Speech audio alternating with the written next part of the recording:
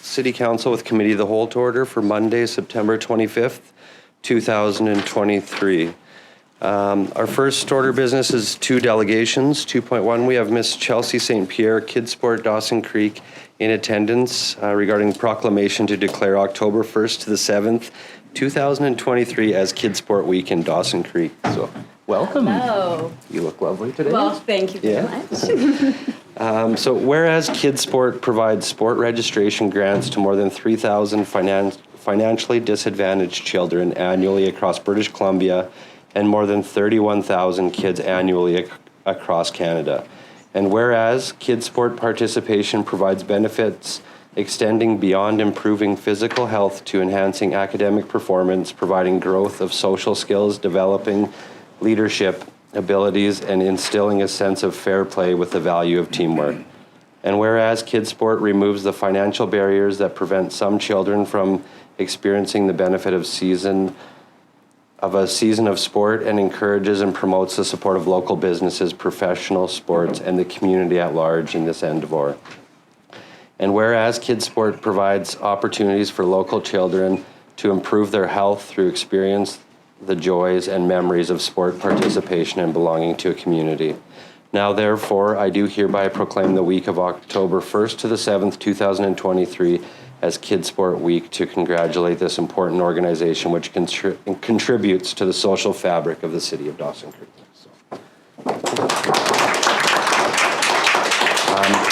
I think one thing, kids, I think I can probably speak for definitely all of council, but most people, kids and youth are the most important thing in our life, and they're our next generation of leaders. So I know this is sport regarding, but it's, everything we do and I do every day is about how do we better our future for youth. So thank you to the organization and everybody that, goes out of their way and just does this for the right reason. So thank you.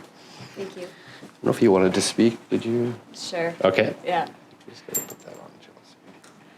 So yeah, thank you very much. The big thing is to get kids off the sidelines, a sense of community, and with this grant money that anybody can apply for it, and we've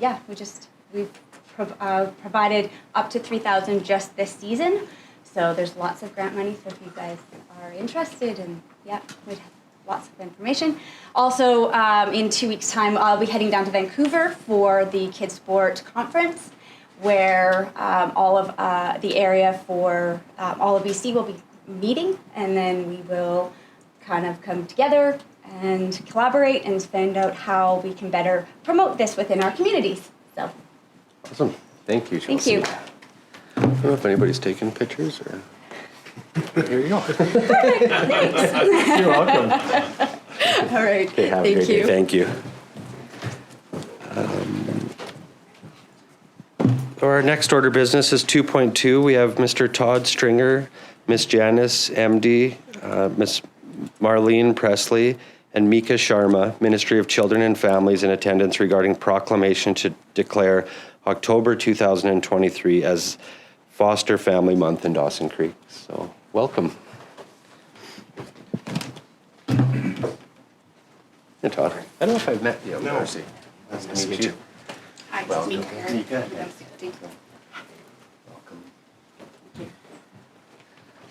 Welcome. All right.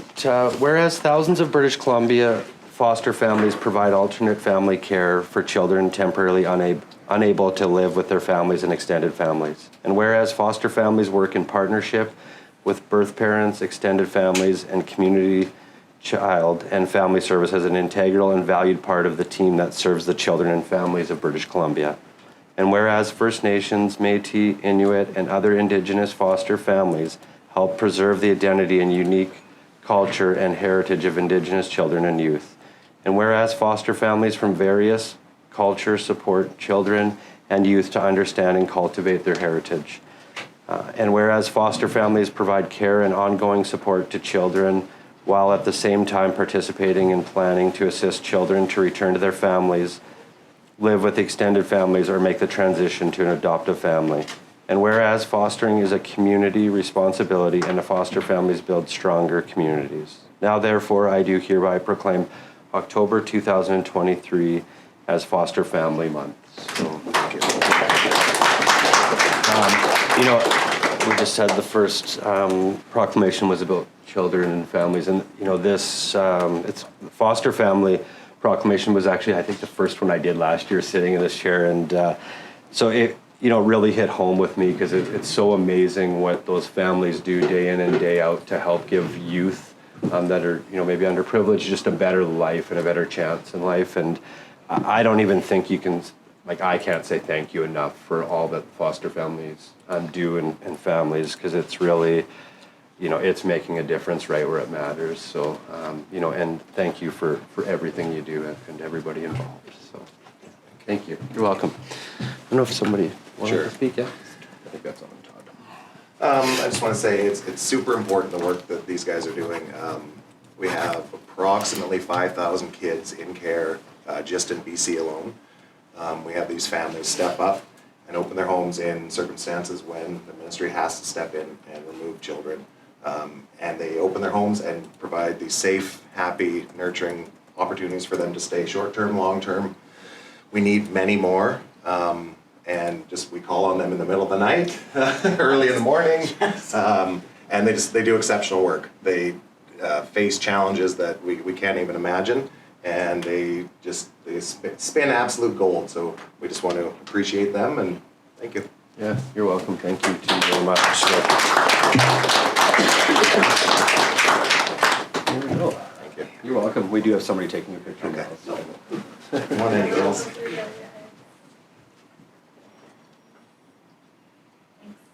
Thank you very much. Nice meeting you. Thank you.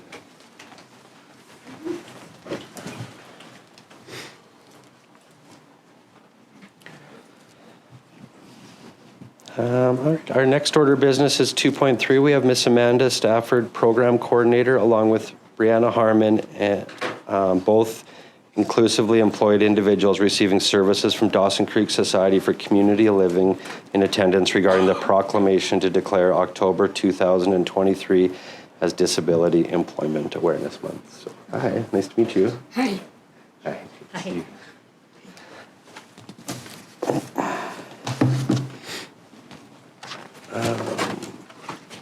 All right, whereas persons with disabilities are valued members of our community and contributing members of our workforce, they deserve the opportunity to work in their community where they are respected and rewarded for their efforts, skills, and accomplishments.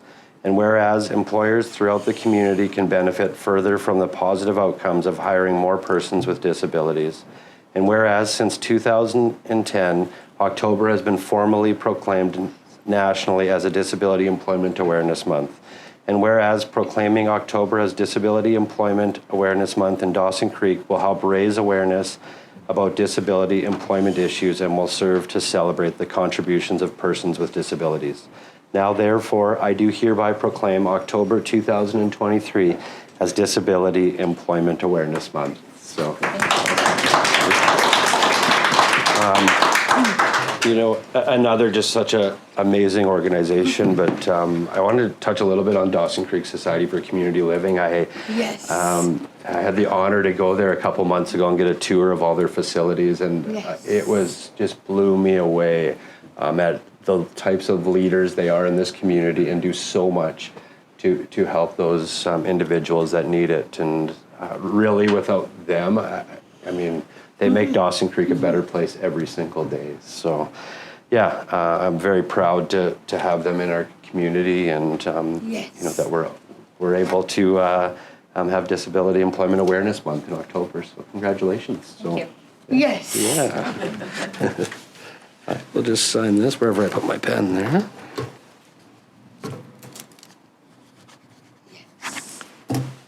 Here you go, Brianna. Okay. Want to hold that? We can get a picture? Yes. Yeah? There's cameras. Oh, God. Oh, got it. Excellent, thank you. Yeah. Thank you very much. Anybody, do you want to say something? No, I'm good. You're good? I'm good, yes. Thank you very much. Yeah, thank you.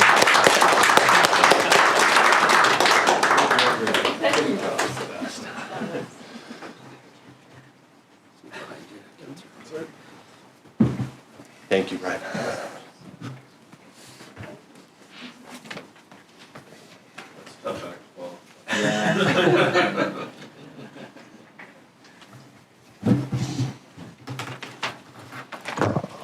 All right, our next order of business is 2.4. We have Chief Trevor McCadahay and Ms. Shona Nelson and council from Doig River First Nations in attendance regarding the urban reserve development in Dawson Creek. So welcome, and I'm glad you could all make it. So yeah, just got to push that button on the mic, Chief, and then I will turn that on.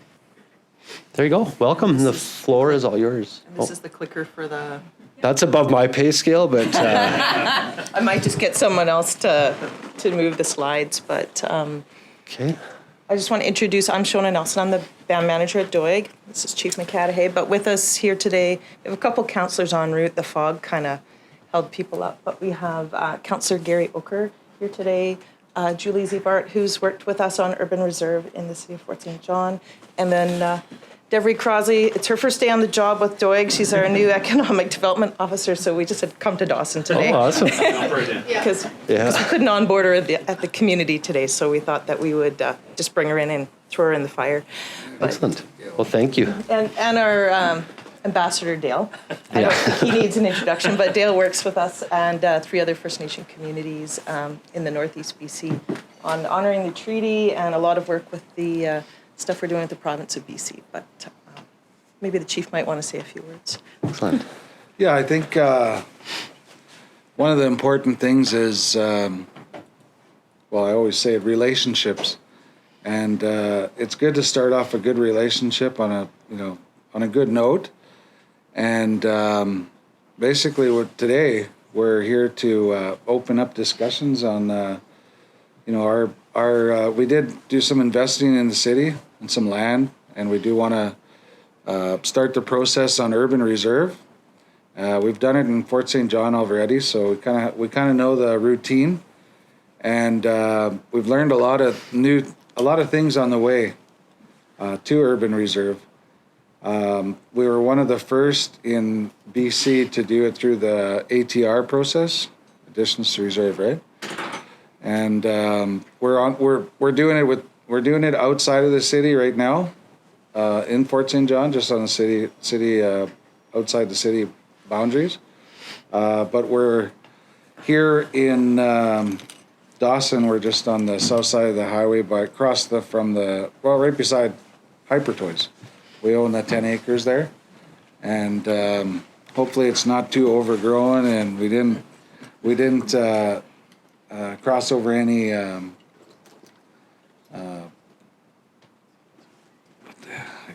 can't even remember what it's called. The rules. Oh, bylaws? Bylaws. Yeah. I'm too excited. Yeah. It's been a long time since we've owned the land, and we've actually really wanted to come and see you guys from quite a while, and talk to the council about that process, and it's exciting. This is part of the more of the southern part of our territory. Doig River First Nation used to be one half of Fort St. John Beaver Band, and our territory used to go all the way down, and Pooskoopi is actually one of the family names in our reserve, and John Pooskoopi is buried up by our church.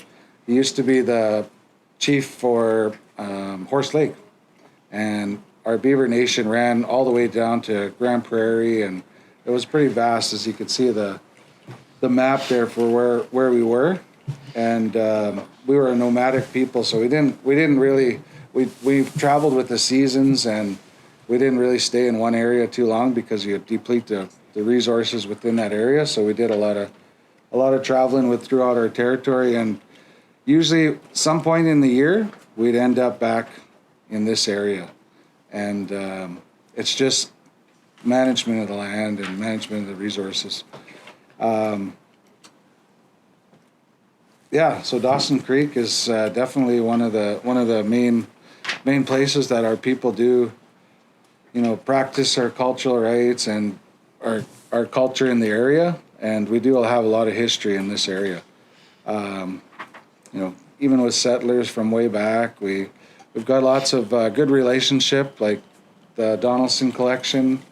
That was given back to the Treaty 8 and our people, and it's actually stored in the suppository. What's it called?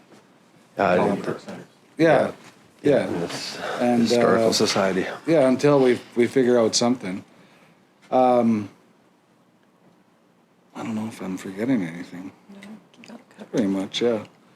Pretty much most of it. Just thought I'd Concern? introduce Councillor Brittany and Monroe. Welcome. Councillor No, Starr. that's all right. And to- Glad you made it here safely. important- This Yeah. is Monroe. Oh, Yeah. awesome. He's just amused with Dale. Yeah. Well, You get that a lot. yeah. I didn't want to comment on that one. Yeah, that's, long-standing history, and, it's all about relationships, and I'll let Shona speak a little bit about some of the slides, but we want to come back to Dawson Creek in a good way, and we want to make sure that everybody has questions about what is urban reserve and how is that going to affect my business, and are there's going to be conflicts and things like that. It's important to ask all the tough questions, and we got thick skin, so don't be afraid to say, am I going to lose business because of this reserve in their businesses? Really, there's a lot of questions like that, and it's important to answer them, and so people have the information. Misinformation causes different ideas about what it really is. And we want everybody to have the information that they need to make the right choice for themselves. But we definitely want a clear understanding, and we're here to do business. We're here to bring in our side of it, and hopefully it lifts up Dawson Creek too. And we just have to work together on it. That's the biggest thing. Yeah. I agree. Maybe we could just go back to that previous slide. So why Dawson Creek? Well, I think Chief covered a lot of it. Historically, it is Doig's traditional territory, but the main driver for Doig is, generating own source revenue. We don't like to be attached to federal government or provincial government fiscal transfers. Interesting fact about Doig, they did a MacDonald-Laurier study, and of all the studies that they did of First Nations, Doig had the lowest dependency on federal transfers, so less than 15% of our funding comes from the federal government, unless we have a special project like a water plant. Most of our revenues is through business economic development and other agreements. So this is a big focus for Doig, is to generate own source revenue through business and economic development. Urban reserves are a great way to do that through commercial development. And that's been a big focus of this council. So back in 2009, they started it actually, even before my time at Doig, they were breaking trail and on the urban reserve front. So Dawson Creek is also a very business-friendly jurisdiction, right? You have always been open to new business and being very, very innovative. And so it's been an area of interest for Doig. So we'll go on to the next slide. And this is just some stats from the BCAFN, and we got some from our accountant, Julie, to help us with that. And there's a study that I think we attached to the package. You could have a spin through that at your own leisure. But, GDP generated by First Nations was $7.4 billion in 2021. And that was, kind of at the beginning of COVID. So think about the opportunities now, right? And a lot of it was in construction and a lot of employment that happens in BC. Next slide. And I can't really see the numbers there, but it's the ripple effect. So when First Nations are successful in generating revenue, where they're spending their money, they're spending it locally. And that has always been a story that we have messaged in our tour of duty with the Fort St. John, City of Fort St. John, and Chief Sept asked the tough questions because we've been through it. Honestly, they were a good groundbreaking learning experience for us and for them. And previous Mayor Ackerman, I think, became a great champion for us. And we're super excited because we're working on a gas station right now in Fort St. John. But you could, and I can't really see from back here because I'm blind, but you can see that the revenues are good. And so when First Nations are generating revenue, they're spending money locally. And Councillor Oker always has the best line. You could say it about Rich. Yeah. Our discussions regarding that is that, who do you want as a neighbor? Poor Indians or rich Indians? So that's the bottom line. If you got rich Indians, it's going to spill out to the region, into the municipality.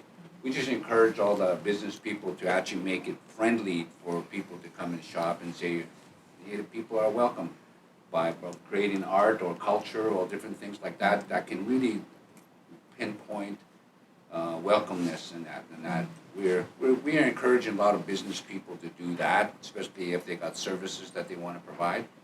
Some of them are really good at it because they say, what do you need? Okay, well, we can deliver it onto the res, and then immediately the business is done. So we want to be able to share with others about how to make that happen.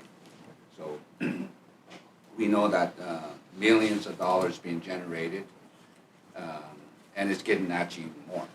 So where's that money going to go? It's going to come back to the city and create opportunities. And also the band, our band for sure, we support a lot of nonprofit programs like the Women Resources and fundraise. We do a lot of fundraising for these nonprofits to help communities. So We did that in Dawson Creek with the, is it poultry? The poultry house? Yeah, we contributed there. that was another one, right? Yeah. And I think another thing is when we do development on reserve, we go local as much as possible. So when we did our servicing in Fort St. John on some of our lots, it was local contractors, and as well as even in our own community development out at the IR 206, we have used a lot of local businesses, and they benefit like from mechanical to electrical, you name it. We've been using them. But we'll go to the next slide. And so these are the properties in Dawson Creek. You're probably more familiar with them than I am, but super exciting. I guess they're across from the casino and on that, near that bypass road, right? Yeah. So those are the properties that we acquired last year. And next slide. And so just a little Cole's notes on additions to reserve. It's just a process that we go through to take fee simple land and convert it to reserve land, which means Canada has control of it. And you wonder, why would you give land control over to Canada? Part of it is that we have our own land code, and we actually have opted out of 44 sections of the Indian Act, so on lands management. So we actually build our own land law, so Canada doesn't really run that anymore. But there's a process that you have to go through. We did it with Fort St. John, and we're in the process of doing it right now with the regional district with our kind of semi-urban rural properties at Old Fort. And part of it is that we have to negotiate a municipal services agreement with the city of Dawson Creek, and that's an agreement for us to pay for services like water, sewer, all that stuff that you already do in lieu of the taxes, right? So it's because it's a different government. Other governments don't pay taxes, so we pay a fee. So we will work through that with your city administration, what that looks like. That took us a bit of time with Fort St. John. We got some support from the First Nations Taxation Commission. They're very common, so we'll work through that with your team. And then once that's completed, and you have to sort through things like whatever's under the ground, interests and things like that, Canada will begin that process, and it's a ministerial order that happens. So we did that. It took us about 2.5 years with the city of Fort St. John, which was pretty efficient actually. One of the few times. Some ATRs take a long time, but ours did not. So we were very happy to work with the city. And there was an engagement and education process. So what we learned along that experience is that we need to work more closely with you guys because you'll get the questions, right, with your citizens in Dawson Creek. So you need to be informed on it as well. So I just want to make a comment, like we're coming back actually in December 1st, actually. Rodeo. Yeah. So the Alpha Bull is a big thing, and we partnered up, and they want us to come be their partner again to continue fundraising for Tsekwa. So for now, we're trying to do that, and other organizations can be targeted as we move forward and say, okay, we want to raise money for that organization, whatever.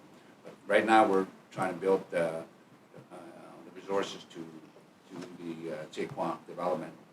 So that's a 12,000-year-old cave. So that's all part of the tourism context and strategies that we're talking about. A lot of people are already interested in coming onto the res, and companies are wanting to set up office. So we got a lot of momentum going in that direction. And for those of you that may not know urban reserve development, if you go down to Kelowna, West Bank, it's a good example, all on the west side of the communities, all the offices and businesses that lease land. Kamloops is another one where they lease land out to property owners for 99 years and such. So there's different arrangements, but the whole idea there is to create economic generation, create excitement, and get people to come and spend time in the community and spread their wealth. We can go to the next slide. One thing that Chief has always said, and that's a little bit of a timeline of our story when we acquired land and where we're at today in Fort St. John, Natchez Commons, but the intent is always to be seamless. So whatever bylaws and or laws that we develop, they'll be consistent with your city bylaws, right? So that's part of the process that we have to learn from your team. So in a lot of municipalities, you can't tell the difference. So it's seamless, right? So don't worry, we'll have dog bylaws. If there's any dogs, people have always questions about dogs. And just putting it out there now, we'll manage the dogs if there is any. But it's a gas station development, so highly unlikely we're going to have to worry about that. But those are the questions we get. People get concerned about managing that stuff, so we just put it out there and answer them. And so, so you could see like when we did that. So our next steps that's fine. We're going to work with your community, do some community engagement. I've already chatted with your Chamber of Commerce board chair and the executive director, so Heather and Duncan. They're quite excited. So we'll arrange for some engagements. We did that with Fort St. John, so people can ask those questions and connect with your business community and anyone else who's interested. We can do some evening forums. We'll kind of look to you and our friend Ambassador Dale here to set up some community meetings so that if people have questions, they can ask them. We'll have to do some workshops on the municipal service agreement with Dawson Creek City staff and yourselves, and then we'll begin that process. And I think that's it on my end, unless Chief and Council want to have anything else to say. I think I'd just like to add on to the bylaws and how our bylaws within this urban reserve would mirror the cities. Basically, a lot of the services we'll be paying for your, like animal control, and there won't be any burning barrels and things like that. But I mean, like in Fort St. John, we even our vacant lots, you have to have the grass trimmed and all that kind of stuff. I really don't know what it is here in Dawson, so I guess our Owen and our land staff team will have to talk with the city and figure that stuff out. We just want to make it as beneficial as we can for both sides, and there's really not too much that we haven't been able to answer in Fort St. John. Like a lot of people are worried about we don't pay tax and stuff like that, and that's why there's a municipal agreement. Mm-hmm. And in lieu of taxes, we pay for all the services. So it's just a different way of saying taxes. We just don't want to send too much over to Ottawa. That's and keep it local, right? Yeah, keep it local. Basically, I think our nation is going to invest in the city of Dawson, and we do see a future here. And we were here in the beginning, so we'll be here in the end. It won't be a short-term stay for us.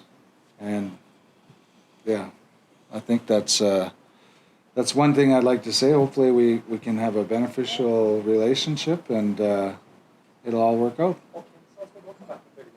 Thank you. You're welcome. Well, thank you. I agree 100%. I think your opening statement about relationships, I think this mayor and council and our city team, that's been our number one thing since we got in here. Is it's just about relationships. It's about getting to know our neighbors, and we had the privilege of coming out to Doig River, and it was just amazing. The learning, right? Like to understand things, because there's so many things out there in communities that you're worried about this or that, but I find the older I get, the more I can just listen, and that's what's important. Is I understand that now in my life, that the more I listen, the more I learn, and this council is really about that. We want to be open, we want to be inviting, we want to move forward. And I really like the education, right? Like I appreciated that when we met with you, that we could just ask any questions, because it's just about education, and what's out there. Some of it's misformed education, so it's powerful. And a thank you for coming in, bringing your counsel. Thank you for your presentation too, and all the notes that came with it too. There was a lot of information in there to read, so we definitely look forward to to the next steps and just building that relationship for sure. So thank you. I'm going to open it up to council first here for some questions if they have. Councillor McDonald. Thank you, Your Worship. I don't really have a question, more than just a statement, guys. I'd like to just say how excited I am personally to have our neighbors see value in our community that you guys want to invest and build with us. Thank you for having that site to see us as valuable neighbors, and I want to welcome you all with open arms and just say how excited we are to build and move forward together. And my only question would be, 2.5 years seems like a long time to me. Is there anything we can do to expedite that process? Well, I can't control the federal government's timeliness. That's beyond it. But what we can do is work expeditiously on our municipal services agreement, and that's a big piece to all of this stuff, and working through the land stuff. But yeah, we're really excited about it. I was thinking that First Nations and local government have so much in common. We are actually more similar than we are, than most people realize. Similar issues. We have a lot of contact with our citizens and constituents, more so than provincial or federal governments. Right, so. Absolutely. Well, welcome. Yeah. I'm so excited, guys. Thank you. Thank you. Councillor Earl. Thank you, Your Worship, and thank you all for making the trip here today and for the presentation. I've got a couple kind of little questions, but I think there'll be plenty of time to address those in the coming months and years if the federal government has their way. But I did want to, I agree, I appreciate you guys coming out here preemptively to engage with us and let the public, we'd all love to live in a world where people were diligent about the information they consumed on social media, but it's not always the case. And as you noted, in an absence of good information, people prefer bad information to no information at all. So I think the best way we can get off on the right foot is to make sure we're all supporting one another in our communications and public engagement effort. And I just want to encourage you to, as these conversations evolve and as you reach out to the community, keep us in the loop so we can support you and we can be present and make sure we're putting information out through our various communications channels. And other than to say, I appreciate you coming out. As I guess, as we have questions posed to us from the public, as will inevitably happen, is there a preferred kind of protocol for passing those along? I guess, assume you can work that out with staff and they'll let us know, and we can just to ensure that we are providing the correct information because, So, but anyway, I just want to thank you and look forward to next steps. Thanks, Councillor Earl. Councillor Apollonio? Yeah. Oh, you pushed. There you go, sir. Okay. Yeah. Good morning again. It's a privilege to be sitting on this, new position. And of course, I vividly remember when we went to your area, and thank you very much for ex-Mayor Dale for bringing us there, and of course, bridging the gap between Dawson Creek and of course the First Nation. Especially me coming from another background. it's really a good information education piece for us, especially learning about the First Nation, the history, the culture. Especially we're observing now truth and reconciliation. Actually, I'm really doing my best to relay the information out there to especially to my community, because of course there's misinformation, and I was so privileged. At least I'm sitting here in this on this position, so I'm so thankful. And of course, yeah, as I said, remember the bridge, Major Dale.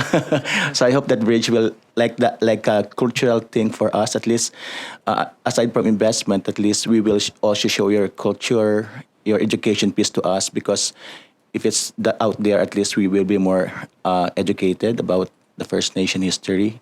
Yeah, and of course, thank you for investing with us. At least it will generate more job to us, and of course, more to come. Thank you very much. Yeah, thank you. Thanks, Councillor Apollonio. Any other questions? No, I had a few. I guess one of my biggest questions when you were coming in here was what was urban reserve, because you hear about it all the time, but I didn't really understand it. So I think just with your presentation, I definitely feel I have a better understanding of it. But just to clarify, so it's basically because there's you have the land agreement with the federal government, so you don't pay taxes, but you then pay city fees that are equivalent to the taxes. Is that kind of how it works out? Yeah, for the services that we purchase from you, so we won't be paying for city council operations, but we'll be paying for water and sewer and all that. So there's a fee that we would negotiate based on a fee schedule.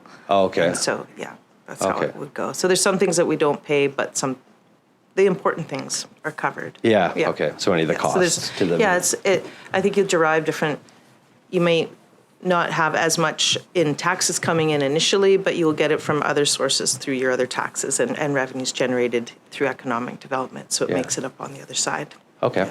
Perfect. And then I don't know if this is a secret or not, but do you know like what the vision for the property is, or are you? Well, not to put you right on the spot, but I was just curious if you. We did start with the 10 acres on that side, and we are looking at, we're doing a gas station in Fort St. John, so maybe there'll be some kind of a chain sort of thing that we do there. Okay. And it's like we're gonna do whatever the in that area is slated for. I think it's light industrial or something like that. I can't remember what it is right now. But whatever, like we're not gonna put a chemical plant right in the we're gonna basically gonna follow whatever the city's doing. Yeah. And it is a tourism town. Yeah. As well, and we do need some of our culture displayed, and we're thinking about different things like you never know, there might be a trading post again. Yeah. in Dawson, because there was one years ago that we used all the time. Yeah, and it was busy. There isn't one right now, but that's tourism, cultural tourism. I think is a big thing. Yeah. And CGL is going to be. The pipe's going to be turned on soon, and there's going to be a lot of activity around in this area. So we want to take advantage of that. We do have a couple of things that are on the back burner right now. We do have to find out what the zoning and all that kind of stuff is, and we do have to approach city council at some point here right away about working together with another possible project with the hospital that's being built. So we need like accommodation in the accommodation side of it. So we have to talk to you guys about, I don't even know if I can say it right now. Out. I think does it have to be a closed room? Kevin? Does it need to be closed? Yeah. Yeah, I think it would be. Yeah. It's a business proposition that'll come out on that we could do on that property, but we don't know what your bylaws and we don't know how it's going to work out. So we don't want to make any bad friends. So we want to make sure we find out from you if we can or can't do that. And it could be pretty lucrative for the city as well. Yeah. Okay. So we'll have to set up a time when we can talk. Frankly, I guess. Yeah. Yeah, I don't know when we can do that, but there is some big plans. Like, if it really starts, being prosperous for us, then we'll probably pick up more land. And, keep going. Okay, excellent. I just want to make a comment. In Fort St. John, we did a study in and around that area. Yeah. So that's probably what we're going to be looking for, some data on that regards to it. So what's the best use in that area based on the demographics of that area? And it's really helpful when you have that, and then you can really target the kind of businesses that can be built out. And we're really observing, comments from the local city or just general public. Yeah. And just a couple of weeks ago, there was a comment on a local, he said he was local, so he didn't say his name, but he said, when is people are going to invest in something for the families around here? Because we spent 7-8 months indoors, we need something indoors for families to get together, a good restaurant so we can get dressed up and go out, So these are the kind of things that we're really being observant about and hearing these, what the public are saying, what they need. And based on that, we can determine our strategy. Yeah, that makes complete sense, right? The best opportunity.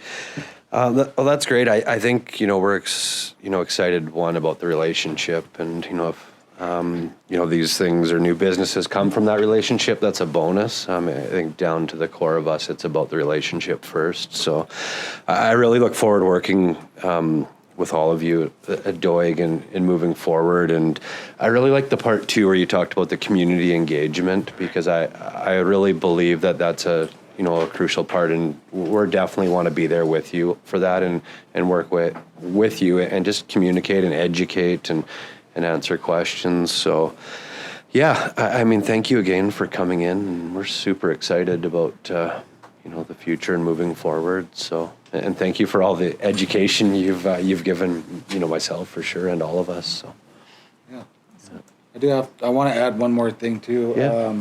There is synergies and things like that. We can tap into other funding sources, and we could work together on different projects. We are working on a few different things. We are working on one that's pretty unique. It'll be good for Fort St. John, and it's a basically it'll be a public service, I think, and it just it won't be making money, but it'll be bringing people in, and it'll help out with that living indoors for 7 months. Yeah. And there is a lot of work that gets done that we do ourselves, and best use studies, like Gary was saying. We do a lot of that kind of activities and do a lot of probing and pulling information. We have a great team at Doig. They make me look like a star. The council's, we have a good council. We have a good team there at Doig, and it's all about working together. And we can definitely do some things together to take advantage of funding sources and if you guys need help with knocking at the door in Victoria. Well, Dell knows. we can definitely help you out in certain areas too, because at the end we all benefit of whatever we can accomplish up in this area. Yeah, exactly. We appreciate that, and I think if we all have a voice together, it's just we all want the same thing at the end of the day, right? Is what's best for the area, the community, and for our kids, right? So yeah. Yeah, economic reconciliation, urban reserves are a great way to achieve that. I was just going to say, appreciate the orange shirts today. Yeah. Yeah. Perfect. Well, thank you very much. I am going to call a break because we have land sale. So yeah, I'm going to call a break, and I think we're back when 10:15 is it roughly? Yeah. Sometime after 10 o'clock. So thank you. Committee of the whole back to order for Monday, September 25th. Next order of business was 2.5. We have Mr. Richard Minot, RQInsight Workshop Ltd. in attendance regarding Indigenous cultural, historical, and social awareness. So, someone want to grab Richard? Oh.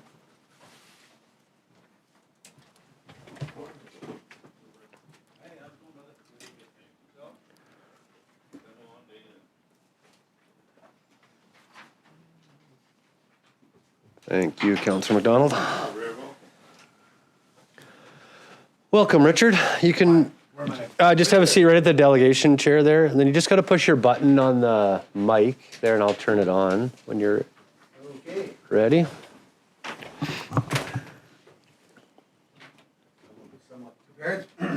Just on that mic, Richard, could you press?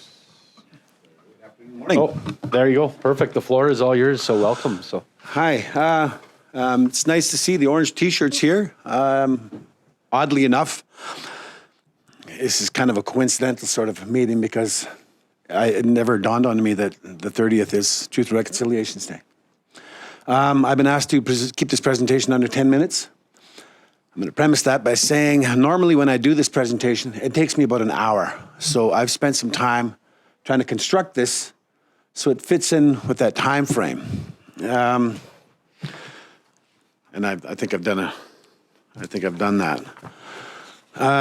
Proposal to the Mayor and Council of the City of Dawson Creek to adopt and implement the Cultural Assent Workshop, a First Nations Cultural, Historical, and Social Awareness Workshop. First, I have to ask, how many of you have a copy of the book? Yeah, I think we all do. You all do? All of council. Yeah. Okay, yeah. So right now, I mean, we don't have to go into that, but we will hopefully later.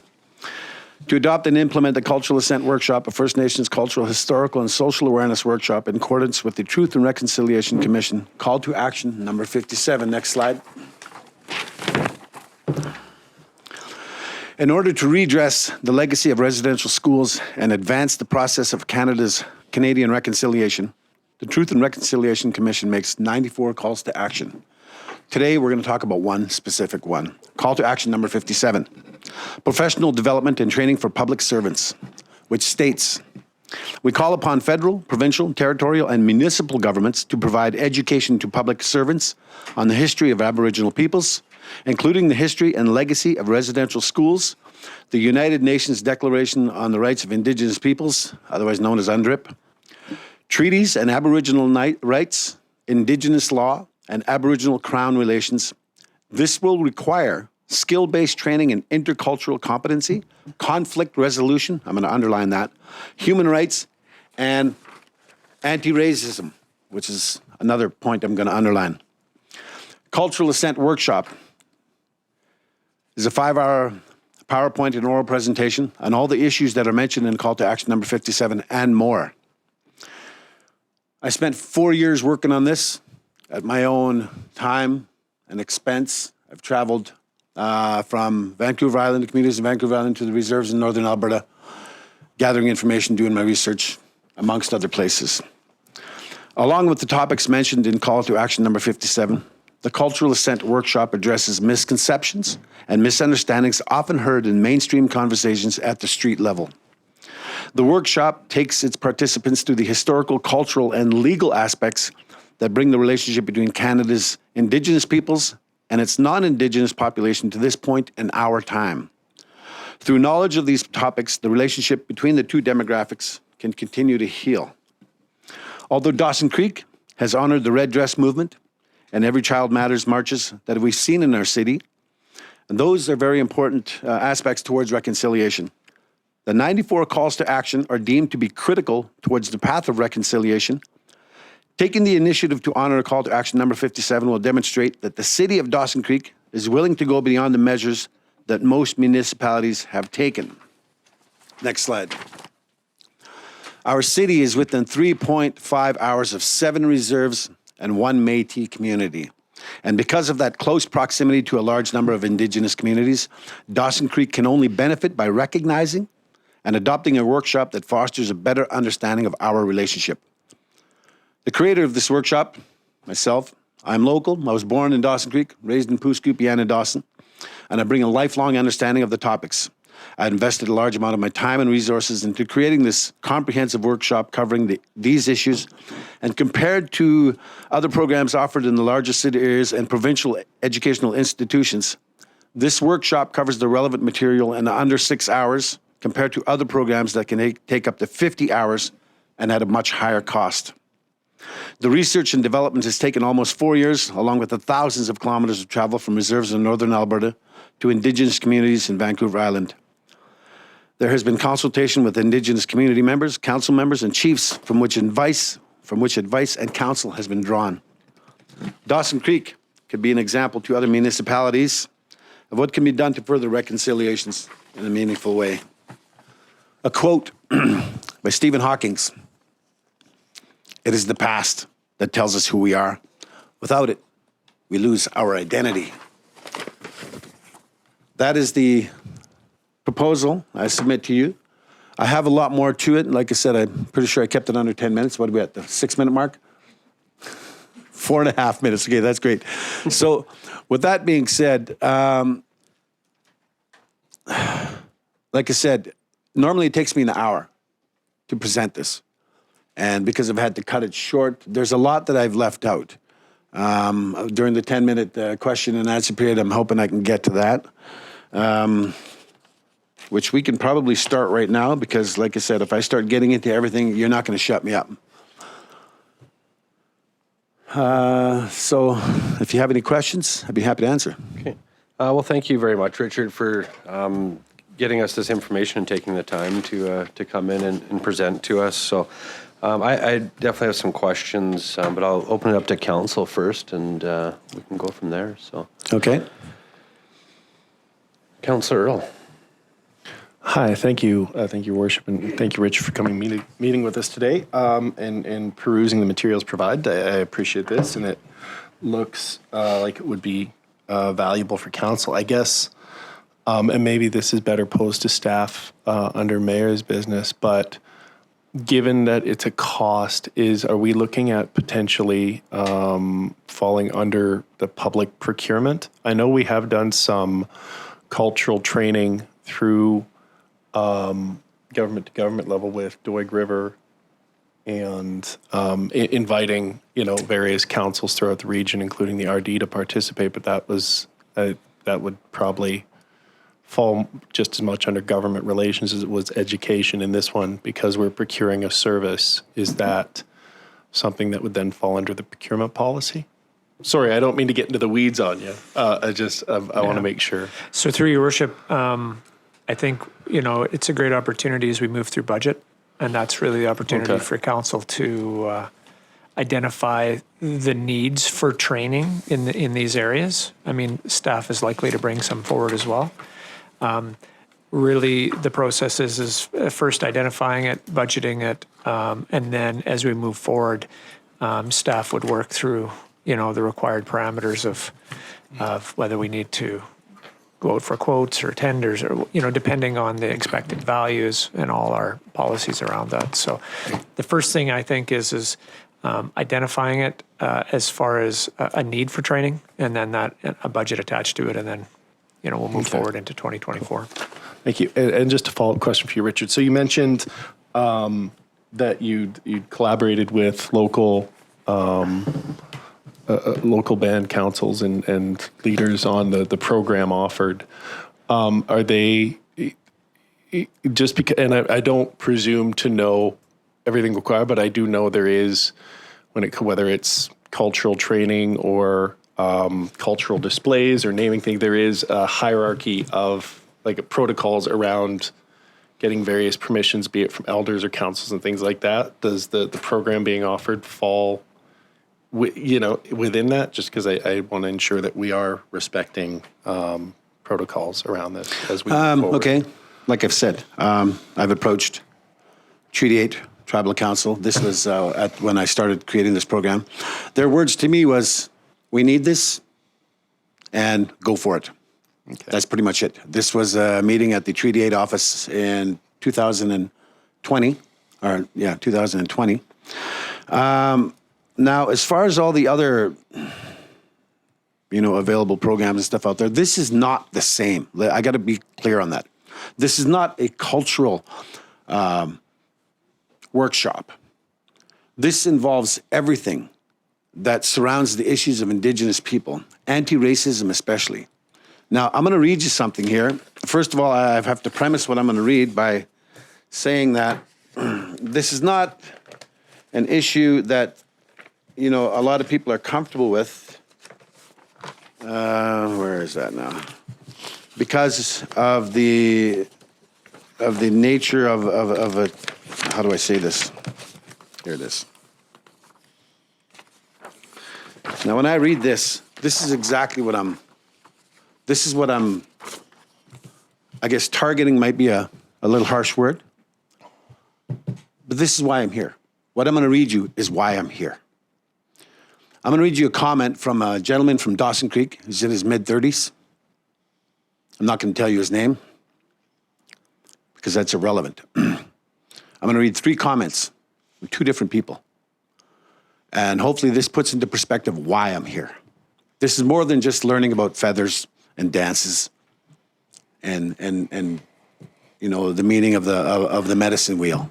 This is not about that. Although this doesn't come, that's a little aspect of it. This is a conversation this young man had with somebody else regarding the Pope's visit to Canada and about abortions as it relates to Indigenous people. Like I said, this is a sensitive matter, so be prepared. I'm going to omit the swear words. Effing nonsense. The shitbag joke of a pope should not have to apologize for attempting to civilize people who are to this day still criminal degenerates that are unable to raise their own children. I don't mean to generalize, but the statistics are extremely obvious. His next post goes on to say, fast doesn't mean good. I'm a conservative who believes that every reserve should have an abortion clinic. If we could reduce the percentage of an undesirable people through contraception, then let's do it. The champion of women's rights and abortion agrees. This guy lives in Dawson Creek. He works in oil and gas industry. Another comment with somebody regarding coronavirus. I'll go get coronavirus or Ebola, and I'll make sure I come to the bunch of reserves and touch everything. Your species will die out, and then my hard work tax money can go towards better things than your free paycheck. Okay, these are filled with misconstrued, I'm not even going to use facts. This is misinformation. This is at the street level. When I was asking a local businessman about this issue, I said, what's the first thing that comes into your mind when, you know, the topic of Indigenous peoples comes to mind? He never batted an eye. He said, why are you always going to bring up the past? I had to figure out how to put the answer in a very simple sentence. It's at the beginning of the book, I believe. Why the history lesson on this? Because it's important that you know who we were at the beginning in order to understand who we are now, is my reply.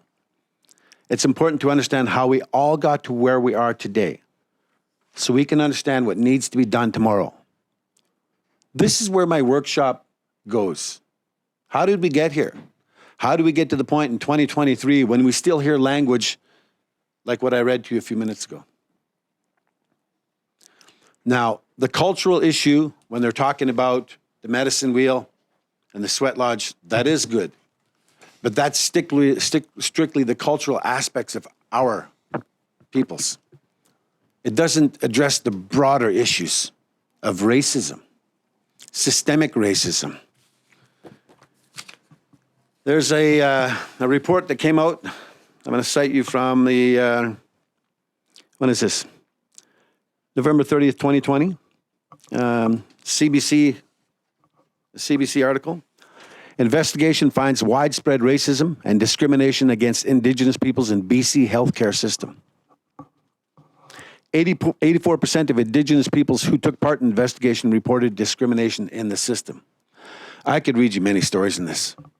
I could go on forever, well, for the next week or so, about all these issues. What most people, when they're talking about, and I'm going to address you, when they're talking about this issue, about cultural issues, this is more than just feathers and a teepee. This is how two societies interact. There's a divide in our society. And those who don't recognize it obviously haven't lived it. Now, as far as the other part of your question is, do I have the okay of somebody else? I don't need that. I'm a Treaty 8 member. I'm a Cree. I was born in Dawson Creek. I've lived here all my life. I've experienced all this stuff. Now, I'm getting from your question, Mr. Sudnick, is it? Jeremy Earl. Jeremy Earl, okay. Sorry, my apologies, Jeremy. Is you're trying to question the validity of my workshop. Now, with that being said, Sorry, I'll interject there. It's not my intent to question the validity. It's just us as a level of government, you know, and I'm thinking pointedly of the facility that was previously named Neeganau Place that subsequently changed its name to Our Home Place, where the member of Spickers who was responsible for navigating that process, trying to get the name and get the appropriate. I'm aware of the issue. Actually. Yeah. So I'm totally aware of everything. that my intent was we just want to make sure we don't inadvertently insult somebody by not observing the appropriate protocols. We're just here to, Richard, sorry, we're just here to ask questions and get as much information so we can I understand it's have just all that. The thing is, I've been like I said, I've been working on this for 4 years, and I expect pushback. There's always going to be somebody from every group that's going to oppose something. You guys know that. You guys are mayor and council. You guys have dealt with that all the time, and you'll continue to deal with that. So that's what I read into your question, Councilman Earl, is, you know, you're questioning the validity of my workshop. I would ask you to sit in on my workshop and then question it from there. So with that being said, hopefully that goes to, that answers your question a little bit further. Thank you. Is there any other questions?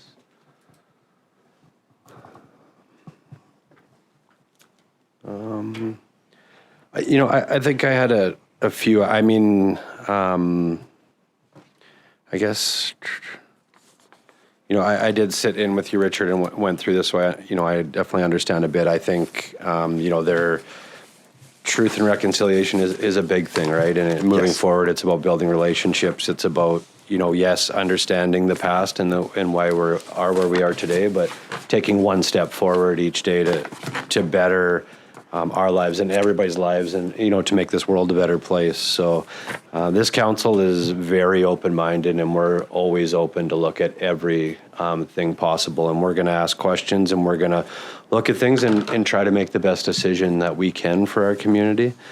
And I stand behind that. We're all about that. You know, I guess your direct ask to us is one that I got to know, because this comes back under mayor's business. Okay. So from what I understand from this, your direct ask is to have us implement this within our staff training. Is that the main? That's correct. The Truth and Reconciliation call to action number 57 was very clear. That there be training or workshop or whatever you want to, you know, label it as, be implemented to all municipal employees. I mean, it's pretty plain language, and that's pretty much it. Now, with that being said, you know, I see 5 orange T-shirts here. I'm asking you all to honor those T-shirts by taking this a step farther. Wearing a T-shirt is one thing. Apologizing, and this is I'm gonna give you a little thing here. Yeah, but we got to be a little careful what you're accusing us of, because we're wearing these orange shirts in respect of Every Child Matters. I understand. We're doing our best to take the next steps forward. This is the next step forward. This is the best thing for the next step forward. This is where I'm going. Like, I apologize. I'm not trying to imply anything other than this. Showing support is great, but acting on the support is more important. I had a conversation with a gentleman recently. He said, "Why do we have to apologize all the time?" We're not asking for apologies. We're asking for policy, and we're asking for action. We're asking for things to change. Now, when you ask most Indigenous people is the question, what can I do? We ask that you listen. We ask that you hear what we have to say, as it relates to our relationship. This relationship has been divided since 1867. It's 2023. We're at a point in history now where you guys can do something. You have it within your hands and your resources to actually do something for the city of Dawson Creek. I'm hoping it starts here in this office and goes farther down the line to be an example. Thank you. I appreciate that. I guess, so just so I'm clear, the ask is that we would implement this within our city's system. And then what, I guess, the cost? Is this something that's... Yeah, I actually haven't thought about that. Well, I have to say this. For me, this is not about money. This is about getting this out there. That's my goal. That's always been my objective since day one, is just to get this out there. And like I said, I've put almost $20,000 of my own money into this, and all the travel, and about 50 pounds of Timmy Hortons coffees. Whatever it's going to cost, I want to make it as easy as I can for the city and the council to afford this. So that's something that could be negotiated if you accept this. You know, of course, there are variables. You know, am I going to have to provide the venue? Am I going to have? Do I pay for the books myself? And all these sort of things. Yeah. So that's negotiable. Okay, perfect. Thank you. Councillor Apollonio. Oh, you just got to push it once, and then I'll do. Yeah, there you go. Hi, Richard. How are you? Good morning. Yeah, thank you very much for being passionate about your advocacy, and thank you very much for coming over. Yeah, I just only want to appreciate you personally. Of course, I know you are feeling right now. So just only one question. I think did you try coursing it also to Northern Lights College? Like, I'm not sure if it's in the curriculum. I'm not sure, but at least if it's a broader sense, especially there are lots of students, especially from other countries as well. So at least it will be, course through like in a proper channel.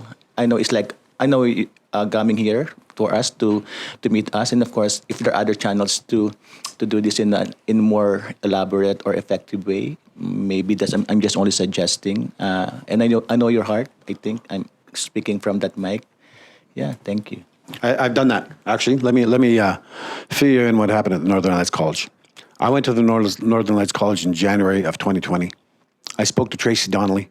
Tracy Donnelly was the Dean of Developing Education at the college at the time. She's an American-educated lady. I believe she's from Kentucky.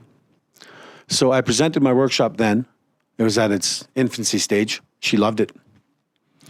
We spoke about this several times, and we had agreed that I would present this at the Northern Lights College. We signed contracts on the details of this collaboration between myself and the Northern Lights College. The last step of that process was scheduling.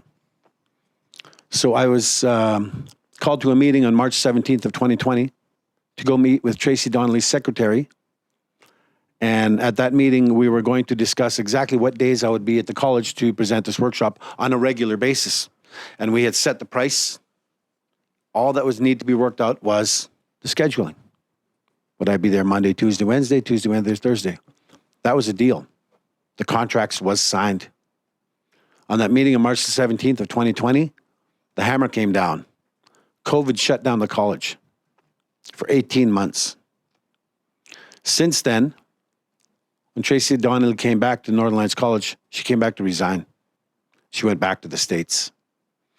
I haven't yet approached the college because I wanted to come here first. I believe it's more important to be here, and I agree with you, the college is a good place. But from the people I spoke to at the college, there's 50 hoops to jump through, and in my opinion, it seems like they're making excuses to avoid whatever it is. That's just my opinion. That's what I see. Thanks, Councillor Apollonio. And thanks, Richard. I want to thank you for coming in and presenting to us. And, I'm not about to apologize for the past. I mean, the past is the past. And, I can't change that. And I know us as a council, our actions, it's about, we'll speak louder than words and moving forward. And we've done a lot to move forward. So Thank you for coming in, and we'll bring this up under Mayor's updates later, and we'll let you know where we go from here. So thank you. Okay, ladies and gentlemen, I thank you for your time. Like I said, hopefully I didn't say anything to torpedo my proposal. So I'm going to leave it within your hands. And like I said, this is a good way forward. This is, in my opinion, the best solution, just to move forward. It shows that you guys have a lot of, how do I say this? You're willing to take things to the next step the best possible way. Action speaks louder than words. Thanks, Richard.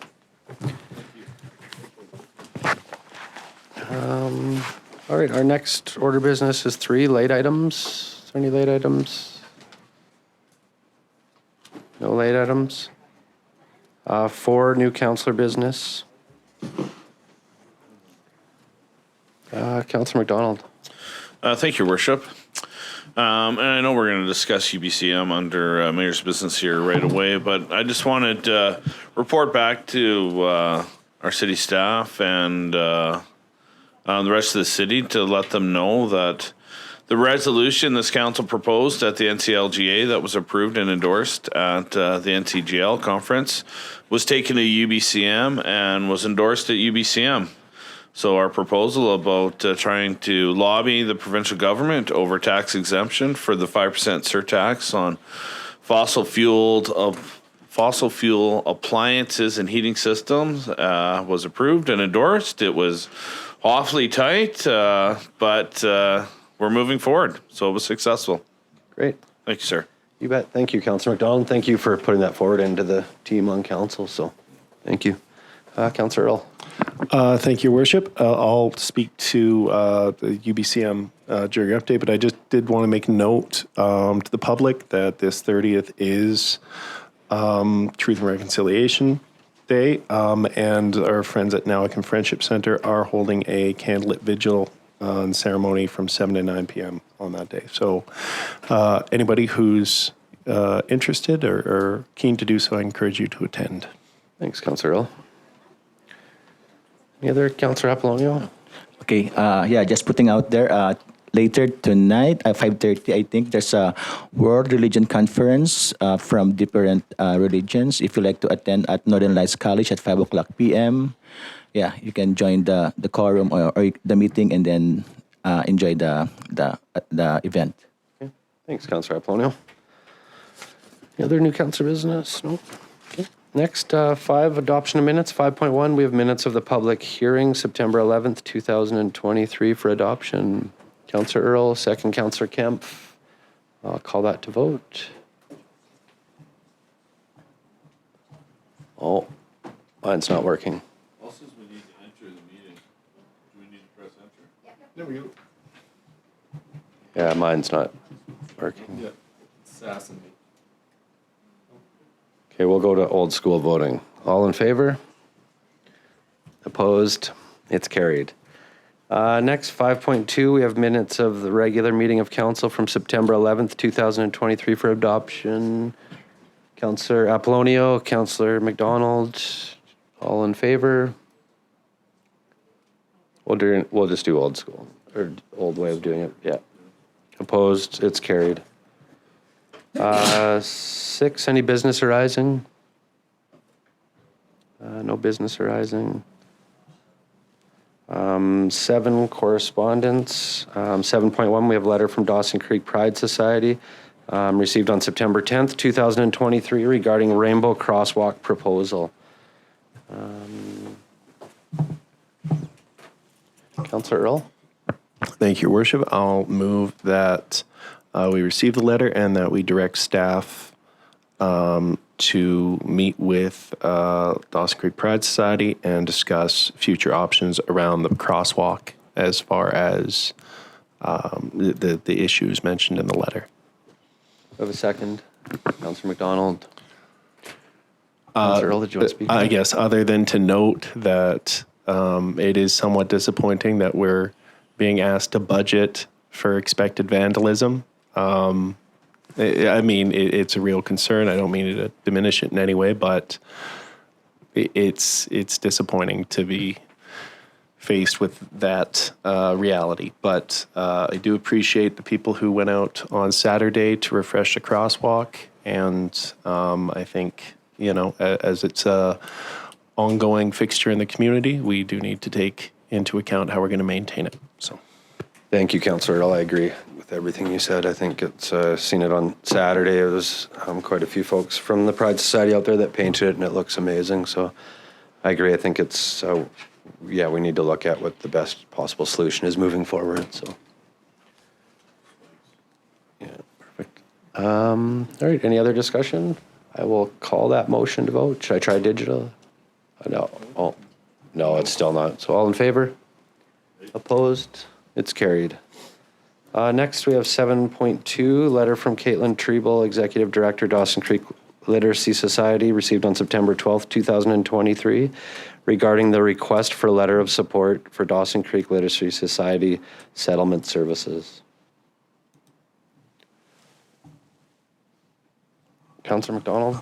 Thank you, Worship. I'd like to make a motion that we do grant this request for a letter of support on behalf of the Dawson Creek Literacy Society. Sorry, I can't speak today. Thank you, Councillor McDonald. Do I have a second? Councillor Earl, any comments? All right, I'll call this motion to vote. All in favor? Opposed? It's carried. Next, we have 8 reports. There's no reports.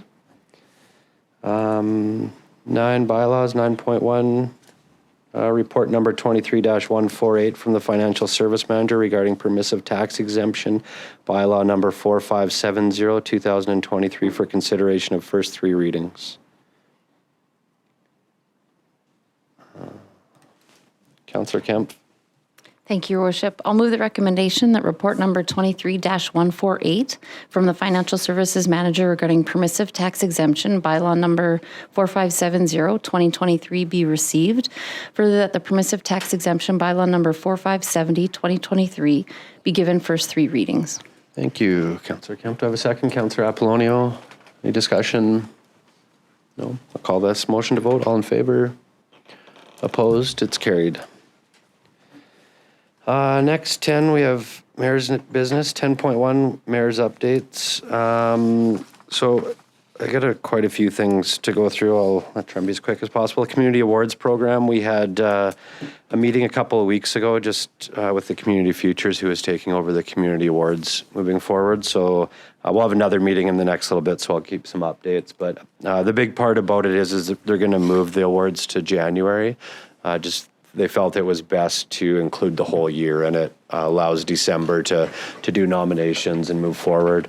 It was very exciting, actually. They had some great ideas on new ways to do things, and just really shared their vision about how to grow it and get the community behind it. And I don't want to get too much into it because a lot of it was their ideas, and it was just exciting. So I wanted to give an update on that. Second, doctors.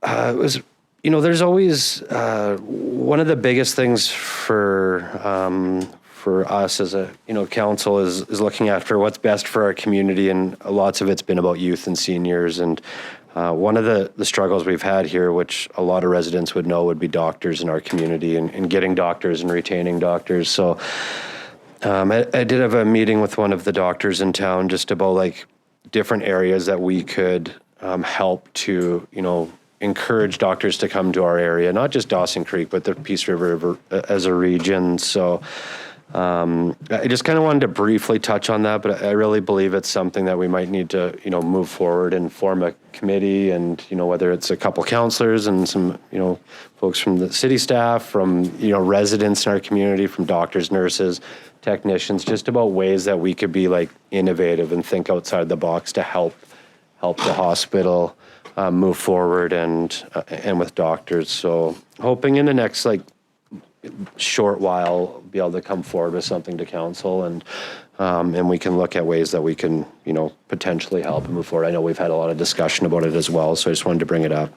I know it's a hot topic in the community, and it is for us too. Is how do we help with the this situation, especially having a new hospital coming too, and there's so many exciting things coming, so I think it's just something we need to look at. Next, Kin Park multi-use courts engagement session. We had that a couple Fridays ago, just in regards to, the new multi-use courts, the pickleball, tennis courts, volleyball. What an amazing venue. And we got to meet down there with the pickleball users, but it was just amazing. I think there was 15 or 20 people down there, but just really, they had some good ideas on things that we could do to, enhance it, but also just how impressed everybody was. And I really want to give a shout out to our city team. So I know a few of them are sitting here, and all everybody that, took part in getting it to where it was. I know there was a big part of it was a grant. There was a very large contribution from a resident in our area of the Ravalli family that helped, bring that forward as well. So, and just, I drive by every day. It's kind of on my path home, but just to see people out there, and it's not, just the pickleball users. There's been children, there's been, pretty much everybody from our community. So it's just a wonderful thing. And to me, that's what brings community together. It's about creating venues, events where it's just about getting out and having fun. And so it's been just a great thing to see. And I know it's just nice to have something new in our community and where it's located as well. So, so thank you to the team.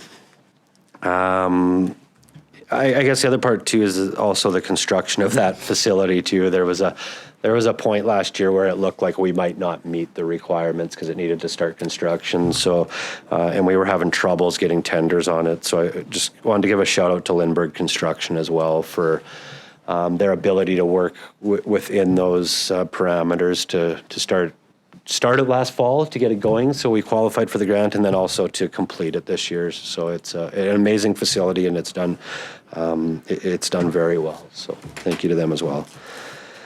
Business roundtable. I had a roundtable a couple weeks ago. This was my second one with some business owners in the community. So the first one happened to be around, you had the staff sergeant there and just talked a lot about the staffing, or talk about some of the issues that business owners were facing in the community within the staff sergeant. So we had a great discussion about that. Our second one was similar. We had him there. It wasn't as many that came for the meeting, but it was still valuable. I think the next one moving forward, I might just change. The purpose of them is just to educate, myself and council what's needed in our community, where the city is doing good at working with the businesses, where we can improve. So it might just have some different topics next time. So that was that. Northern Health, Kevin and myself had a meeting with Northern Health a couple weeks ago, and just wanted to introduce Susan Moore as the new director of specialty services in Dawson Creek. So Susan just moved here and had a very good first meeting with her. It was nice she's first time, well, she just moved to Dawson Creek, but she loves the area, Dawson Creek, all that it offers. So really looking forward to moving forward with her and building that relationship and hoping, to help the area. So Tourmaline, I had a meeting with Tourmaline a couple weeks ago as well. So just, a real brief update on where they're at, projects they are, some of the struggles they're having with some of the, new regulations and stuff. So it's just something that I've, talked to them about, said that we'll, to keep us in the loop and educated as things come up. Lots of it's new stuff. So next, UBCM. So I just wanted to touch a bit. We were, first off, I just want to thank council and staff. Kevin, all of council and Kevin went down to UBCM last week. So I just wanted to thank everybody for taking the time out of their days away from your families and your lives to go down there to try and be a voice to better our area. Also, a thanks to Fiona, who never likes any recognition, but she is our executive assistant who goes above and beyond what our expectations and mine every day. She's always there to help. She put packages together to help prepare us for it. So, which was all learning for all of us. It's new council this year, new EA. So it was great. So I just wanted to give a thank you to all of you. I'm going to briefly give an overview on some of the meetings that we had down there. So myself, Councillor Apollonio, and Kevin got to meet with Premier Eby. So we talked a lot, well, not a lot because they're 15-minute meetings, so they go quick. But one of the big things we talked about was, the future of our hospital, the doctors, the nurses, the technicians, some of the struggles we have with that, the housing, which ties into, the foreign student visas that come here through the college. And just that whole wraparound, how important that is for our community and the economics of our community. But also, how many foreign, community members live here that could help in our nursing system, our hospital system, and just the struggles with that. So we brought that up. Brought to his attention that the college is on the same parking lot as the new hospital, so there was some discussion around that, and and then the urban-rural divide. Just we understand that the Greater Vancouver area has the mass part of the population of British Columbia, but just that there is other parts of BC, and that it is important, that as we're implementing systems and procedures moving forward, that the whole province is kept in. So just tried to be a voice on that part, that things that do work in urban don't always work in rural. So we just touched on that. Also to meet with Minister Jennifer Whiteside, who is the Minister of Mental Health and Addiction. Myself, Councillor Sudnick, and Kevin met there. And that was another thing, just really about communication, opening the doors and trying to, open the doors of communication more between the ministry and us on, where they're going, what we're working on, educating ourselves, but also having both the two-way communication. We talked a little bit on the temporary OPS site, that it's being moved to the hospital, and we'll see where that goes. We continue to, be here for our community and move forward, and we believe still that that's the right site. It's planning on opening in October, and we can see as you drive by the hospital that they've taken some steps to get it closer to opening. Talked a lot about some of the difficulties being located so close to the Alberta border, and being a border community with some of the policies and direction that's brought into, BC's legislation, and how we work and how that impacts us being so close to Alberta. Talked about that. We talked about, just our real belief and with mental health and addiction is just getting open treatment centers and being, a little bit more readily available to help those folks that are ready to get to that steps in their lives and need it, and how important we believe that is. So that, and then I met with Minister Farnsworth, Councillor Earl, myself, and Kevin met with Minister Farnsworth. Lots of the same things, the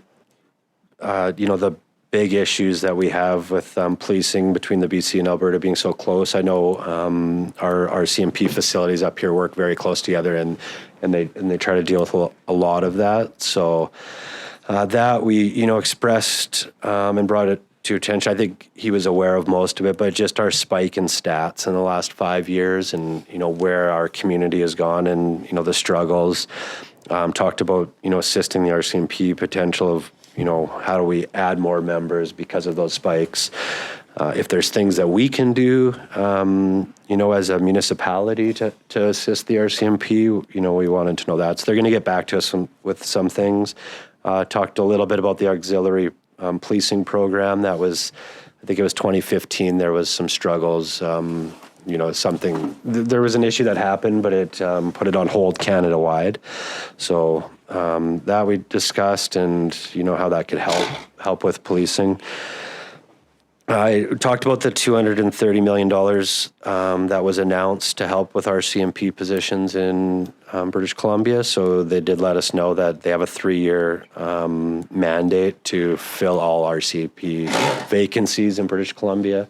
Can't remember the numbers exactly. I had it in my notes, so I didn't bring it here, but I think there was 30 within the first year. I think it's over a couple hundred vacancies. So they have a strategic plan over the next 3 years to meet that, and it sounds like they're on their way. So So those are the ones I was at. We also met with Attorney General Nikki Sharman. So that was Councillor Earl, Councillor Apollonio, and Kevin. So I was just going to have Councillor Earl give a quick brief update to everybody on that one. So Councillor Earl. Certainly, thank you, Worship, and thank you to my colleague Councillor Apollonio and our CAO Kevin Henderson for being in on that meeting with us. Attorney General Sharma, she's obviously aware. We've had numerous conversations with her around some of the issues that are challenging us. She was able to respond with respect to announcing new resources for increased prosecutors throughout BC to help expedite trial times when charges are brought against people. She did emphasize that they are hoping in the next federal session of the legislature parliament that some reforms will be coming that will help them deal with bail reform around chronic offenders, and that their focus on chronic offenders, reiterated, it is chiefly having to do with violent criminals at this time. I did emphasize for us the overlapping and escalating nature of crime and organized crime, and crime being driven by substance abuse is the violent crime and the property crime aren't necessarily so neatly separated from one another, and they tend to feed into one another. So, and then emphasizing once again the challenges that come from being a border community and the jurisdictional challenges that somehow arise from that, so we can continue to do it.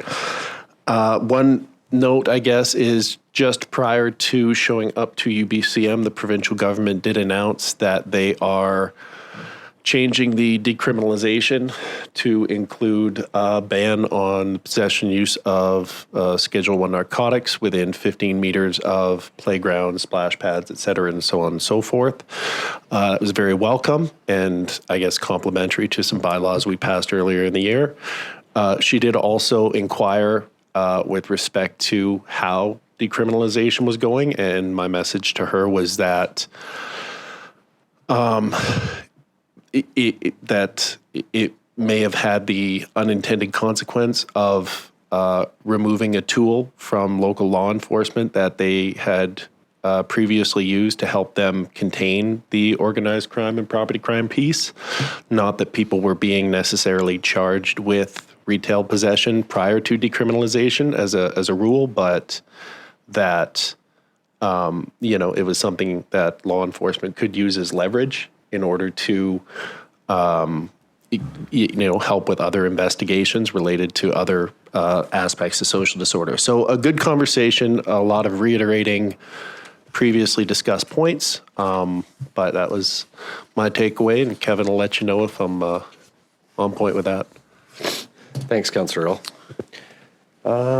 And then next we had a meeting with Minister Ann Kang, Municipal Affairs. That was Councillor Kemp, Councillor McDonald, and Kevin attended that. And then also Minister Harry Baines as Minister of Labour. Councillor Kemp, Councillor McDonald, and Kevin attended those. So I'm just going to have Councillor McDonald give a brief update on those two and how they went. So over to you, Councillor McDonald. Thank you, Worship. Yes, on behalf of Councillor Kemp and CEO Kevin, we were able to meet with Minister Kang. Like you said, it's short and sweet and quick little speed dating rounds when we meet with the ministers. But we had some great dialogue with Minister Kang and her team about BC's P&P program and what a great job the Northern Lights College does in our region to bring in a large number of international students who are educated, diverse, wonderful members of our community, and how hopefully moving forward the province can work with us to retain these great members of our community to stay in BC and continue to be members of Dawson Creek and build Dawson Creek's diversity and entrepreneurship and so on and so forth, including TFWs that are brought in by our local businesses. Local businesses invest heavily into bringing TFWs into our community, and it's an expensive venture. And BC's focus previously has been on very high skill nominations for immigration, for residency in our nation.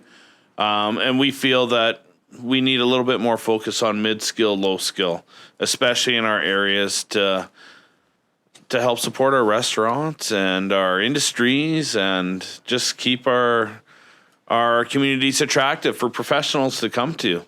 So we had a wonderful meeting with Mr. Kang and her team. We'd actually had a couple of meetings previously with Irene and her team. She's the PNP lead for BC. So we had a great meeting with Minister Kang. It was very enjoyable. Our meeting with Mr. Baines, again, Councillor Kemp and Kevin and myself, a little more standoffish right away when we mentioned our concerns with strategy around minimum wage and its inflationary raises coming up. But we quickly moved on to labor strategies for the provincial government moving forward and replacing the million working bodies we are going to be short within the next 5 to 10 years. And that resulted in us talking again about PNP and immigration, and we had a great dialogue. We ended up in that meeting for almost a half hour talking about PNP and just reasserting our feelings that we need a better strategy moving forward in our region in regards to immigration and securing these wonderful members of our community and not watching them leave our province. Perfect. Yeah, so it was great. Great. Thanks, Councillor McDonald, and thank you, everybody. So that was our minister meetings. There was lots of other meetings, obviously, that went on while we were down there. There was also the opportunity to meet with some shadow ministers. So Kevin and myself got to meet with the shadow minister. Michael De Jong is the Attorney General shadow minister, and then also MLA Eleanor Sturko, who's the shadow minister for mental health and addiction. So I got to spend quite a bit of time with them just discussing some of the struggles and issues that our region communities facing. As well, was able to have a meeting with BC United leader MLA Kevin Falcon. So another thing, it was just we just listened in what I guess a little bit the platform is, and also shared some of our challenges that we're having as well. So yeah, so overall it was a good week, and thank you again to everybody that attended and for being down there. So I am going to just call a 5-minute recess. I know I don't usually do this in the middle of my mayor updates, but I'm going to, so I'll just take 5 minutes and we'll be right back. Committee of the whole back to order for Monday, September 25th. So sorry for cutting that off halfway in between my updates. I was just on the UBCM. There was quite a bit of other meetings that we went to as well, and I know council was at every seminar and every part of it, so I just wanted to thank you again. As well, we did have meetings with CAP while we were down there in Coastal GasLink as well as a council. So yeah, it was definitely a team effort. It was hard to be at everything, so I definitely appreciated everybody being there, and yeah, so thank you. Next thing too, I was down there. I got the privilege and the honor to go to the Fire Ops Training Center in Vancouver. On the Monday I got down there, so I was invited with a lot of elected officials and leaders. Got to go down, so it was absolutely amazing to see the facility down there, but also to see what our firefighters go through day in and day out. And it wasn't eye opening to me, because I always respect those that go above the call of duty and put their lives on the line for others. And firefighters is a difficult one, right? Because it's, when there's a fire or a tragedy, that everybody's running away and our firefighters are running into it. So so it was absolutely amazing to be there, to network there, to go through it. I got thrown into some buildings that were burning, and it was interesting. So it was... it was fun, but at the same time, I respect what they do. I did ask the fire chief, Todd Pickett, to come in here. I just wanted to, another thing that I learned down there that I didn't know is that our fire department up here has taken on the second responders, and it's something that they did on their own to get the training and the education so that they can now respond to a lot of things that help our system. And I was really thankful for that, to see that the team took that on their hands. So I just wanted to have you in here. I just wanted to really give a thank you to yourself and to the whole fire department. And I didn't want to get into the details about it, but I know it's you're dealing with a lot of vulnerable folks and putting yourselves in tough positions. But at the end of the day, it's just about saving lives and helping people. So it was just something I didn't know about, and I just wanted to thank you personally from council and from the city for taking that initiative and doing it upon yourself. And I know it's extra work for the whole team there, but it's definitely appreciated. So thank you very much. So. Thank you, Your Worship. Yeah. It's nice that you got to go down there and see kind of what some of the skills are that we put to use every day. And there's a lot goes into it, a lot of training and that kind of thing, rather than just putting water on a fire. There's many different aspects. So it's good that you got to see a glimpse of that. And yeah, it's our honor to serve the public and help keep our city safe. So all these programs that we're introducing, if it's a step in the right direction, we're always willing to do that. Yeah, perfect. Well, thank you very much. Okay. Next, I wanted to touch a little bit Orange Shirt Day. So National Truth and Reconciliation is a day of all Canadians to commemorate the history and legacy of residential school system. It's a day to honor the resilience, dignity, and strength of survivors and international survivors and members. Remember the children who never came home. It's a chance to engage and educate people about BC's colonial history and how it has continued to impact Indigenous communities. So obviously this week is the Day of Truth and Reconciliation on the 30th. So I just wanted to bring that up today. That's why council and staff is wearing orange today, just in recognition of that. And for us, it's a big part of coming into council is really understanding what, truth and reconciliation means. And, we've met with a lot of First Nations and just really try to understand it. But for us, it's about building relationships, and it's about, understanding the past and moving forward one day at a time, every day, and just really making our city, because that's what we represent, a better place every day, but also our region and the world as a whole. So there is a few events this week. Councillor Earl spoke to what the Nowakins do, and I also know that Northern Lights College is having a rodeo event this Saturday, so they're doing some things there as well. So that's Saturday night, and I'm sure there's more coming for sure. So Roy Forbes concert was this Saturday, so I had the honor really to go and meet Roy and his wife Lydia at the KPAC Center, and it was a sold out crowd. There was a couple hundred people in there, and it was pretty amazing, actually, just to get to know them. I got to visit with them for a few minutes before the concert, and just how amazing of people they are. And yeah, it really was just an honor. And then, to be there to welcome him back to Dawson Creek. It's the first time in 8 years that he's been here. So it was great. And then it was like a big family reunion, I'm sure for him as well. But, just to see a couple hundred local residents that some I haven't seen for a while. It was just nice to be in there and visit with everybody and be part of it. And yeah, just learn about the whole family dynamics. And it's funny, his sister, who I've known, was one of my music teachers, actually. So I didn't know, I never put the connection together. So it was just interesting. So I just wanted to give a huge shout out to the KPAC Center, Johanna and Curtis, for organizing it. It was a first-class event they put on. It was done very well, very professional in there.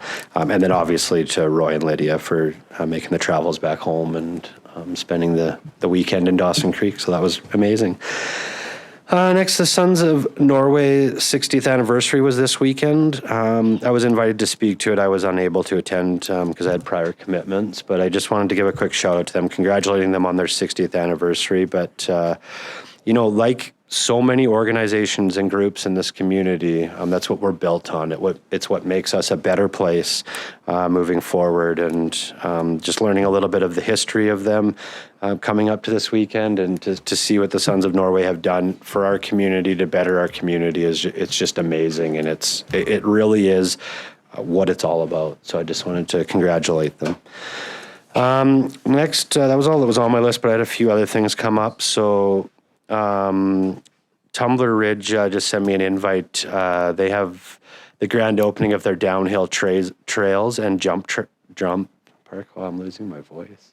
Jump park, October 2nd from 12 till 4. So they've invited our community to come out and to celebrate with them on the grand opening. Their door prizes, giveaways, barbecue, and it's another thing that's important to my. I don't like using the word myself because we're a team on this side, but to us is about our region as a whole. We're not about trying to be the best. We're trying to be the best all together and move forward as a group and together. So I think it's important, that we show our support to Tumbler Ridge. They do a lot of support for us, and Tumbler Ridge is an unbelievably amazing community, and the outdoors and what they have there is so much to offer. And we're truly blessed to have that an hour away from our community. So wanted to bring that up. Another thing, tourism is having just a community engagement session tomorrow at the KPAC Center from 4 till 8:30. It's really just very open dialogue about where tourism is going, and just having some open dialogue and conversation. So that's tomorrow, Tuesday, from 4 till 8:30. Another thing, on Saturday, I was driving by the pickleball, or the new multi-use facility, and seen a whole bunch of people out there. So I went and stopped in and visited with them for a bit, but the Pickleball Association actually had a tournament on Saturday. It was amazing. There was like 30 people there all participating. So, just another thing, right? It's just another thing to do in our community that's, about promotes, healthy living, encouraging people together.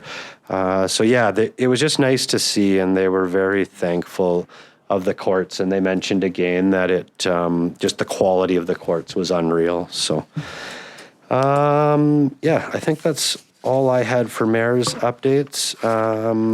Next part was 10.2, a delegation request from Richard Minot to adopt and implement the cultural assent workshop, a First Nations cultural, historical, and social awareness workshop. So I don't know if council wanted to propose something, or Kevin, I don't know, I know we've done a lot, already, and it's a big focus for us moving forward is just, all the learning, right? Listening, education. So I don't know if you had some comments or the process. So through your worship, I think, again, it's a great awareness piece. I think it also speaks to the fact that there is a lot of different opportunities and options out there to look at. And I think that's probably, from my perspective, I would suggest that we don't commit to any one thing at this point. I think there's a lot of material and learnings, and I'll be the first to admit that I don't know,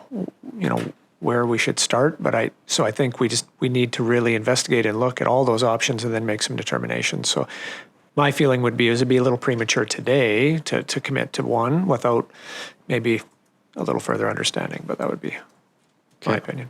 No, I appreciate that. And then I guess too, I know we've had some discussion about the whole, cultural training, and is it something I don't feel we need a motion to direct staff to look into areas, because I think you already are, but is there? Yeah, so through your worship, I mean, based on council strategic priorities, that is, that aligns right down through, the organization. So that is something that we're actively looking at and doing and participating in, and want to be committed to. So, we don't need any further direction on it. But I think if there's some, again, as I mentioned earlier, through the budget process, there may be an opportunity to discuss it at a broader sense. But for now, we will be putting some things forward for some opportunities. Okay, perfect. Does that make sense? So I don't know if we need to put anything forward, no? Okay. All right, thank you, Kevin. Next, 11, we have the Chief Administrative Officer Operational Updates. Struggling today. So through your worship, thank you. Just a couple quick things. As most of you know, the pool has been shut down for the month of September. I wanted to give a big shout out to the staff. Ryan and I took a tour in there about a week ago or so. Everybody was in there scrubbing and painting and just really trying to touch everything up and freshen it up and do that maintenance that we just simply don't get a chance to do because it's full of water. And it's open, all the time. So although a month sounds like a lot, it goes by very quickly. There's a lot of work to do, but just a shout out to staff. They've done a great job. They've got everything freshened up, and I believe we're scheduled to reopen October 2nd. Awesome. So that's good. And then just to add on to the multi-use courts, my understanding is that the playgrounds are, either going in as we speak or starting to go in here shortly. And so that'll be something for the community to look forward to as well as we get those installed. So excellent. It's good news. Awesome. Thank you. On those, the playgrounds, I know we've had a lot of discussion, but there's 2 of them getting put in. Is it just the one is getting put in now, or is there? They're both being installed? Yeah. Okay. Excellent. Awesome. Thank you. Perfect. All right, next, 12 diary, nothing in the diary. 13 consent calendar, 13.1 consent calendar, items to be received, report number 23-135 from the corporate officer regarding items to be released from the previous closed meeting. Councillor Earl, second Councillor Kemp. I will see if the voting is working. I'll call this motion to vote, and it's not. So all in favor? Opposed? It's carried. Next, 14, 2023 strategic priority chart, 14.1, 2023 strategic priority chart. Was there any updates? Through your worship, nothing to update at this point. Okay, thank you. 15, media questions. There's no media questions. 16, committee of the whole report. So 16.1, we have report from the RCMP.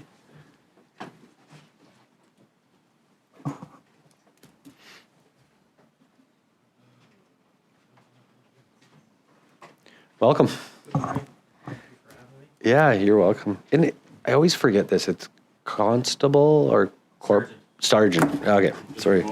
Oh, just promoted. Congratulations. So we have Sergeant Sean Pettles here. So congratulations. Push your button there. There we go. There you go. Welcome. And the floor is yours. Well, thank you for having me on behalf of Rob, who's away on leave, to present the policing report for August. So we're looking at our detachment resources. We currently have 2 soft vacancies and 3 hard vacancies. We have 2 members that are off sick or injured.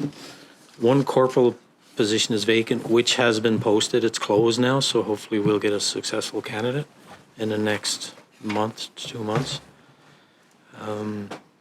We have a vacant GIS position, which we're trying to fill now as well. And 1 constable position is vacant with a candidate starting on the 27th. So in 2 days, we have that spot is filled as well. We have a member that's transferring a little further north. Once he leaves, that'll be an open position we have as well. But I know Staff Sergeant Hughes is working with staffing to get those positions filled. We've seen from the reporting from January 2023 to August, we've seen a 3.8% increase for calls for service within the city. And 1,101, 18% calls for service were within the rural surrounding areas.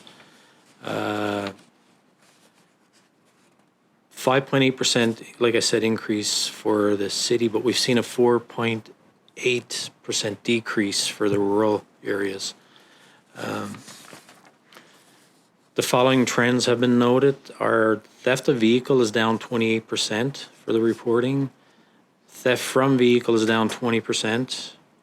Break and enter has seen a decrease of 10. break and enter the business has seen a decrease in 17%. We've had an increase of 3.5% for assault with a weapon, aggravated assault. Sexual assault for the month of August,